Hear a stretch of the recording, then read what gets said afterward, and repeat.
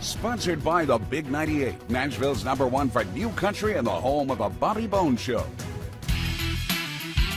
We're so thrilled to have back on the show award-winning blues artist, singer, songwriter, guitarist. He does it all, and he does it all very well. Walter Trout, thanks for coming back on the show. It's great to be here, Eric. Thanks for having me. You know, it seems like, besides seeing you certainly live, and we were talking before we started the interview, you're just selling out shows everywhere you go. I mean, Europe, United States, you name it. But you got this new album, Broken, came out March 1st, and you got a few special guests on this album that, it's like, some of these, like, let's say Dee Snyder, a bit of a surprise. Well, Dee is a friend of mine, and he's one of the greatest, coolest, most intelligent people that I know. Mm-hmm. And he is nothing like his rock and roll image. Right. He is an intellectual, beautiful, amazing man. And when he said to me, "Hey, man, I'd like to sing with you on an album," I thought, well, that ought to sort of, I don't know if the blues societies of America, what they're going to think of that, but let's go for it, dude. So then I thought to myself, well, his big hit is "We're Not Going to Take It." So right. I thought I have to write something that rocks, mm-hmm. and something along those lines. So I wrote the song "I've Had Enough," and I think it's a rocking number. I think it is incredible. I mean, and I thought it was hard too to beat, the song that you kicked off this whole album with, "Bleed." Working with Willie and the incredible harmonica, but it's like going. Talking about Broken in general with this whole album, it's like, it's just a powerful album. I mean, once again, you recorded it in LA, right, Walter? Yes, at the same studio with the same producer. This is with producer Eric Corne again, mm-hmm. and this is our 15th album together. We are quite a musical team. Obviously, and I've got to ask you this too, because once again, one of my favorite vocalists, I've seen her perform with Jeff Beck and solo, and now Beth Hart is on your album with this one as well. She is, and all I can say is that it was a privilege, an honor to have her come in and sing with me, because I have for many years considered her literally one of the greatest artists on the planet. Right. I mean, nobody sings like her. No, and you would not think it looking at Beth. I mean, but it's like, her vocals are just so soulful. And she's so also an amazing piano player. She's an amazing cello player, and she's an incredible songwriter. And if I could real quick tell you that my wife and I wrote a song together along with the great blues singer Teeny Tucker, and it was on an album 2 albums ago. It was called "All Out of Tears," and it won the Blues Award in Memphis for Song of the Year. And it was about grief. Right. And I remember that song. It was kind of a sad tune, but it had a line in it, "I know I'm broken." And every time I've sung that on stage, I thought, I need to write an answer to that, which I don't want to be broken anymore. Right. And I've been through drug addiction and alcoholism, and I've had a lot of therapy about sort of childhood trauma. And I was writing this song, and I got stuck. It was so close to me, the subject.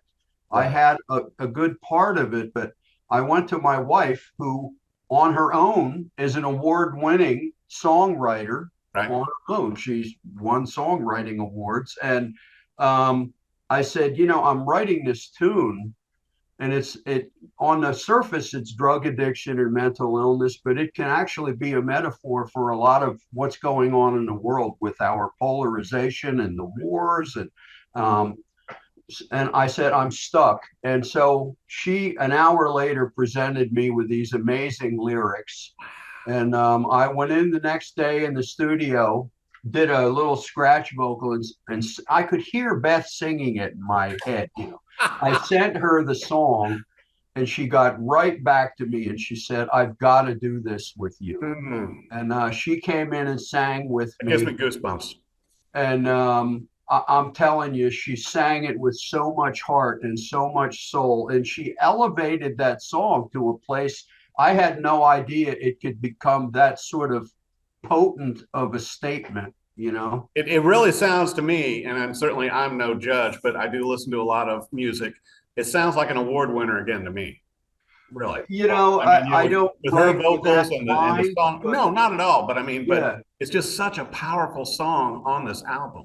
Well, I'll tell you what, I was talking with my wife about it. We sat and listened to the final mix and everything. And I said, dear girl, when I'm on my deathbed and I look back at my life and my music, this is something that I will be very proud of. And I told her, and you need to be proud of this too, because I think we really did something with this song. I think we hit a different level of songwriting.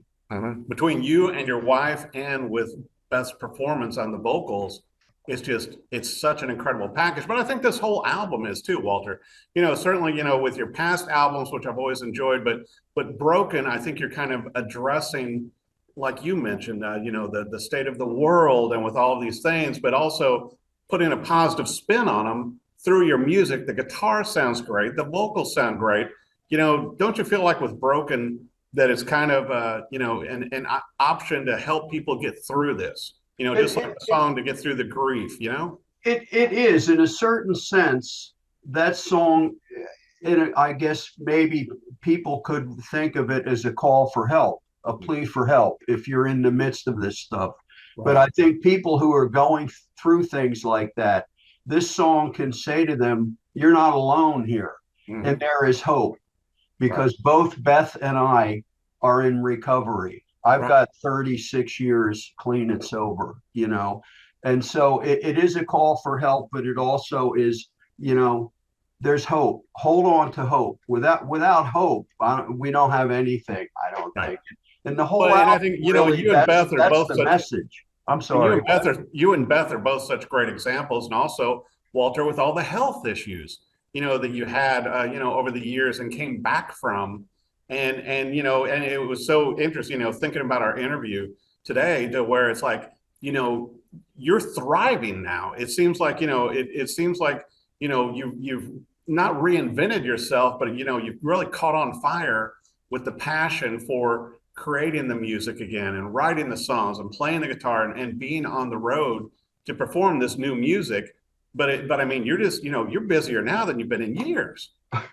I am, and I'm 73 years old here, and but I feel like I'm 25. I'm in great health. These doctors at the liver place, they did an amazing job getting me back to health, and my wife is always cooking me organic food and keeping me alive, and I feel young, and I feel like I'm in the best time of my life, both with my wife and my family and my career. And I love what I do. And I get up every morning and I say, okay, what am I grateful for today? And that's how I approach my life. And so I'm out there, I'm working hard, but to me, it's not work. It's what I love doing. It's my calling.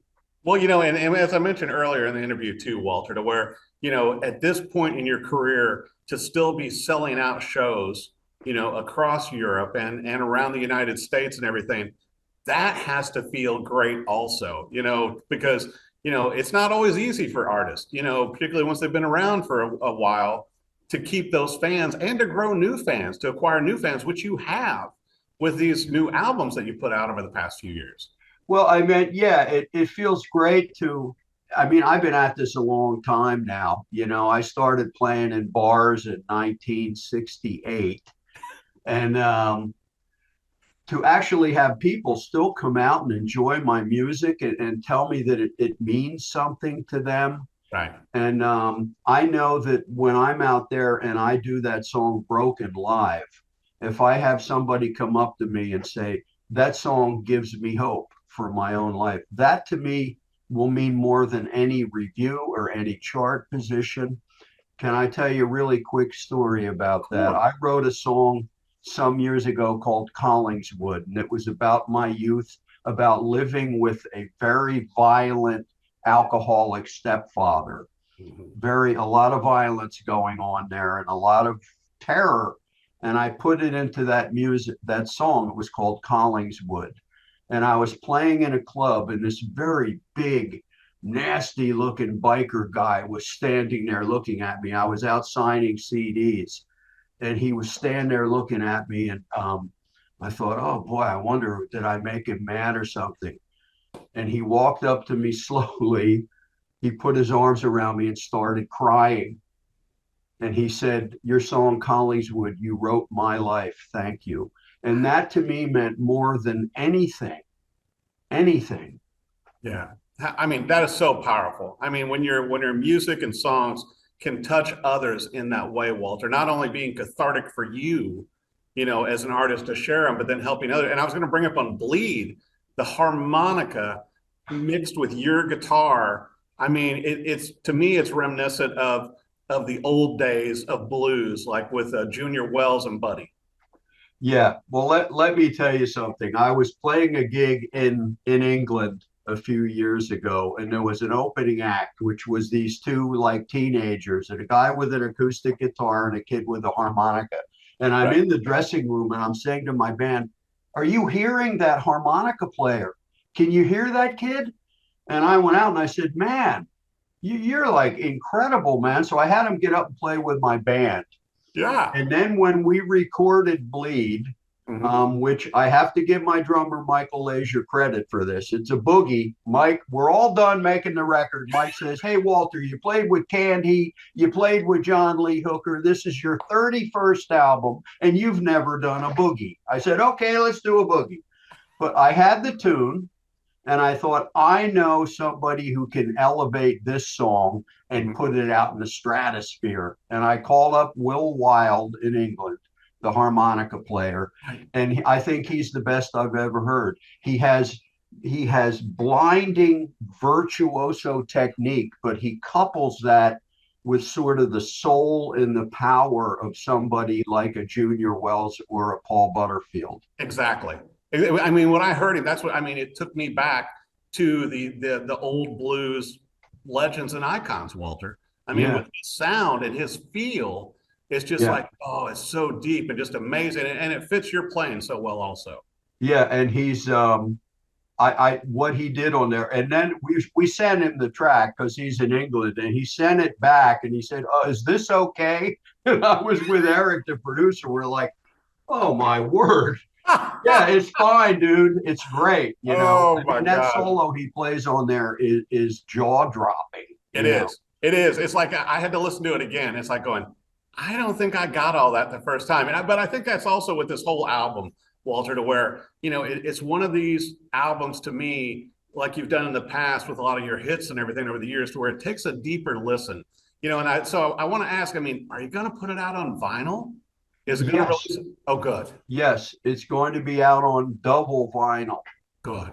And I believe it's going to be just because of the cover with the broken glass. Right. I believe the vinyl, they're going to do a run of transparent vinyl. How awesome is that? Be kind of cool. Yeah, I'll tell you what, things just keep getting bigger and better for you. And I know with a lot of the tour and everything, with Europe and the United States and everything, of course, I'm sure you're playing, your favorite Stratocaster and all your usual music gear that you take out on the road, right? Well, the old Strat, the famous one, yes, that's on the back cover of the album, I don't take that on the road anymore because that one is like one of my children. And if somebody stole it, I don't know what I'd do. I keep it actually locked up in a vault here now. Thank goodness. I have to tell you that thing, the last few tours I did with it, here's an example. We're on the road and we stop at a Denny's to have lunch. I wouldn't leave it in the truck or the van. I'd take it in with me and have it sitting next to me. Then we have a night off and we all go, hey, let's go see a movie. We got a night off. I take it to the movies with me. I can't leave it in the hotel, No. And it became really stressful. Right. Well, and obviously too, Walter, that's going to be in the Rock and Roll Hall of Fame. I mean, that's one of those iconic guitars, but also, there's a little guitar company that could probably do a pretty nice copy of that one, possibly, you know, so you take out that instead. You know, I have my own feelings about the guitars that they call relics, where they beat them up and look old. This guitar earned it. Yeah, it's relic of these. That is 40 years of touring the world when you look at that guitar. You can't mimic that. You can mimic the cosmetics of it, but you know, it's like, as you and I know, I think instruments at a point have like their own soul. You know, from wood vibrating and from the parts vibrating, and you're playing and the sweat on your hands. Yeah. And things happen to that. Like I was playing in a bar back in the 70s, and I was on a break, and the guitar was leaning against the amplifier. And I had back in my drinking days, I had a screwdriver, orange juice and vodka. And I stumbled on the stage and knocked it over, and it went down into the pickups. So those pickups have a certain sound, you know. Yeah, a certain baptized sound, right? Yeah, that thing has been through the wars. Well, then, so I got to ask then, what's the main one you're taking out on the road then for the tour this year? Well, I have two guitars I take on tour. I have another Fender Stratocaster that's beautiful, but I also have a Delaney guitar. It's a Walter Trout signature model. And Michael Delaney, the custom guitar builder, actually came to my house. He lives in Texas. He flew out here, and he took my old guitar, and he did all these measurements, and he checked out all these things on my old guitar. And he is basically, on the neck and in the pickups, he has recreated my old guitar. And it's Delaney guitars, and it's a Walter Trout signature model, and it's available on the Delaney guitar website. I remember when he first released those. Yeah, great guitar. It's a beautiful guitar. How incredible! Well, I want to make sure for our viewers, Walter, you know, with the tour, you know, with the album out, you know, the March 1st coming out on vinyl, double vinyl, possibly clear, but not broken. I want to make sure that they can get their own copy. I think that it should be listened to on vinyl, or at minimum, download the entire album to your playlist. Where do viewers go for your website, socials, and everything else, Walter Trout? Well, it's one word, waltertrout.com. That is my website that I do with my wife, and we have a team that runs that site. Also, I'm on Pro Vogue Records, PROVOGUE. They're part of the Mascot label group. Right. It's to me, I'm on the best record label in the world, and There's a lot of big stars on there like you on there. The owner is Ed Van Ziel. He lives in Holland, and he's just been incredibly wonderful to work with. I think I've made about 10 albums for him now, and so Pro Vogue Records or waltertrout.com. I'm sure I'm sure my records are available on Amazon if you want to throw actually more money at Jeff Bezos, but I'd suggest you go on my website. Well, I think the fun also is if they go to your website, Walter, then they can get you to sign it also. Of course. Personalized. Yes. Which I think is always better. Yeah. You know? But I mean, what a great album. I mean, with Broken, I mean, I was thinking too, I'm hoping that if you're in the same cities as possibly, you know, Willie, when you're over in England, certainly with Dee Snyder or with Beth Hart, you might have a guest hop up on stage with you to do these songs also. I would love that. I would love that. And I'm hoping that that's going to happen. We're going to do our best. Well, congratulations, Walter Trout, and an amazing new album, Broken. I know everybody's going to love it. I know you're not looking for awards, but, you know, if I was one of those awards type people, I think this should really be considered. Just my opinion only, Walter, but it's always great to have you back on the show. Can't wait to see you play live again. Well, thanks, Eric. And thanks for having me on your show and supporting my music the way you do. It's very, very appreciated by me and my team and my band and my manager. We really appreciate what you do for us.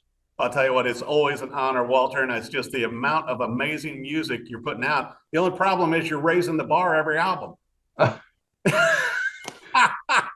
Let me just tell you this really quick. The owner of Provoke, who I mentioned, this album just came out, right? He Right. called Marie, my wife, who manages my career also, and said, "When is Walter ready to make another album?" So we're already working on that. You're trying to make that happen, you know? Well, I'll tell you I what. got a lot of songs. Your voice, your songwriting, and your guitar playing just keeps sounding better. Walter Trout had said, always an honor to have you on the show, and we can't wait to see you on the road. Thank you. And thank you for having me on your show, Eric.